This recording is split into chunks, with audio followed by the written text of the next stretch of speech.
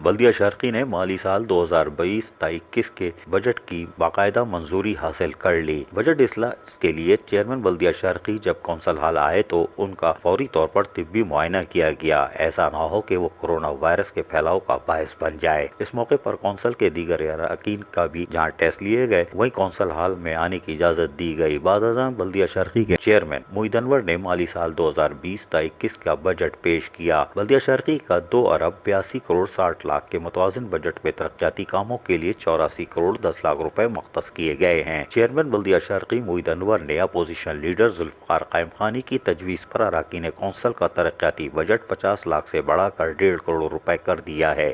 اجلاس میں voice چیئرمینوں union council 18 رکن کونسل توفیق مون، چیئرمین یونین کونسل 19 شاہد خان، سابق امیر جماعت اسلامی منور حسن، ممتاز عالم دین مفتی نعیم، طالب جوہری اور صوبائی وزیر مرتضیٰ بلوچ اور دیگر کے انتقال پر تعزیتی قرارداد منظور کی گئی اور مرحومین کے ایصال ثواب کے لیے خصوصی طور پر فاتحہ خوانی بھی کی گئی۔ اس موقع پر بجٹ اجلاس میں بتایا گیا کہ مالی سال 2020 تا 21 کا کل بجٹ 2 ارب 82 کروڑ 60 لاکھ کا متوازن بجٹ ہے، جس میں 84 کروڑ 10 لاکھ روپے ترقیاتی مصارف اور غیر ترقیاتی مصارف جس میں اسٹیبلشمنٹ، کنٹیجنسی، مصارف دیکھ بھال بھی شامل ہے کے لیے 1985 ملین روپے مختص کیے گئے ہیں۔ بجٹ اجلاس سے خطاب کرتے ہوئے چیئرمین بلدیہ شرقی محمد انور نے اراکین کونسل کا شکریہ ادا کیا کہ ان کی مرہون منت ضلع شرقی ترقیاتی لحاظ سے کافی آگے ہے۔ انہوں نے اپوزیشن لیڈر ذوالفقار قائم خانی کی تجویز پر اراکین کونسل کا ترقیاتی بجٹ بڑھا کر 1.5 کروڑ روپے کر دیا۔ انہوں نے مزید کہا کہ ضلع شرقی کی بہتری کے لیے مساوانی برابری کی بنیاد پر ترقیاتی کام سر انجام دیے اور ہمیشہ کوشاں رہے کہ ضلع شرقی کی بہتری کے لیے سب کو ساتھ لے کر چلا جائے۔ جبکہ اس موقع پر اپوزیشن لیڈر ذوالفقار قائم خانی نے اس موقع پر کہا کہ ضلع شرقی کی بہتری کے لیے مثبت کردار ادا کرنے کے ساتھ ساتھ غلطیوں کو بھی اجاگر کیا گیا۔ انہوں نے اراکین کونسل کے فی رکن کونسل ترقیاتی بجٹ 2 کروڑ روپے کرنے کی تجویز پیش کی تاکہ اراکین کونسل اپنی یونین کونسل میں مسائل حل کروا سکیں۔ جبکہ وائس چیئرمین عبدالرؤف خان، پارلیمانی لیڈر MQM پاکستان محمد غوث، پیپلز پارٹی کے مولا بخش، تحریک انصاف کے سرتاج خٹک، جماعت اسلامی کے مصطفیٰ قریشی اور مسلم